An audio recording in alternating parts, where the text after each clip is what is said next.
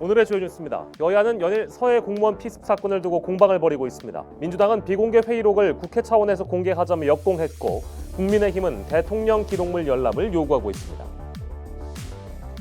민주당 윤리심판원이 성희롱 발언으로 물의를 빚은 최강욱 의원에게 당원 자격 6개월 정지 징계 처분을 내렸습니다.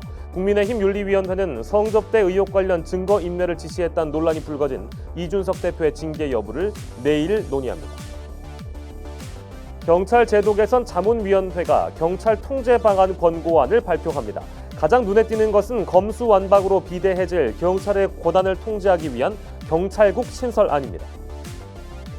조 바이든 미국 대통령이 경기 침체가 불가피한 것이 아니라고 거듭 강조했습니다. 휘발유 가격을 안정시키기 위해 이번 주말쯤 한시적인 연방 유류세 부과 중단을 결정할 수 있다고 밝혔습니다.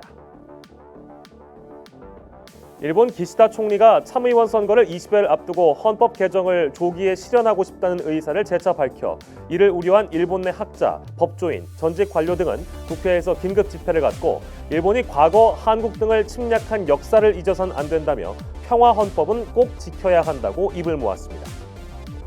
폭락 사태를 빚은 암호화폐 루나 개발자 권도형 대표가 싱가포르에서 등기상 주소에 없는 사무실을 사용하다가 정리한 것으로 확인됐습니다. 검찰은 현재 싱가포르에 머무는 것으로 알려진 권 대표의 여권 무효화 등 강제 수사 방안을 검토하고 있습니다. 정수기 안에서 니켈 성분이 검출된 사실을 은폐한 코웨이가 소비자들에게 손해배상을 해야 한다는 대법원의 판결이 나왔습니다. 윤석열 대통령은 임대차 3법에 대해 시행 2년을 맞아 전세 시장의 불확실성이 커지고 있다며 개선 방안을 지시했습니다. 코로나 거리두기로 지난 2년여간 집콕이 이어진 탓에 언어 발달이 제대로 되지 않은 아이들이 2021년에 14,000여 명으로 2,000명 정도 늘었는데 이 중 90% 안팎이 10세 미만 유아나 어린이였습니다. 원자재 가격과 환율, 금리가 동반 상승하는 3고 현상이 겹치자 주요 기업 경영 전략이 위기 관리로 바뀌고 있습니다. 국민이 체감하는 경제적 어려움을 가늠할 수 있는 경제 고통 지수가 21년 만에 최고치로 확인됐습니다. 지난달 경제 고통 지수가 8.4로 나타나 2001년 5월 이후 최고치였습니다.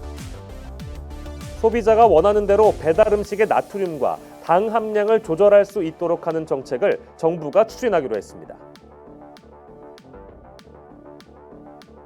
다음 달부터 국립공원인 섬과 해안에 연간 넉 달까지 한시적으로 야영장을 설치할 수 있게 됩니다.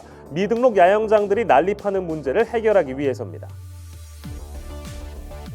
한국형 발사체 누리호가 오늘 오후 발사될 예정입니다. 성공한다면 1992년 우리별 1호 발사 이후 대한민국 우주개발 30년사에 새로운 획을 긋게 됩니다. 우리나라 수영의 희망 황선우 선수가 자유형 200m 세계선수권 대회에서 은메달을 목에 걸었습니다. 박태환 선수 이후 11년 만에 세계선수권 메달을 거머쥐며 한국 수영의 역사를 새로 썼습니다.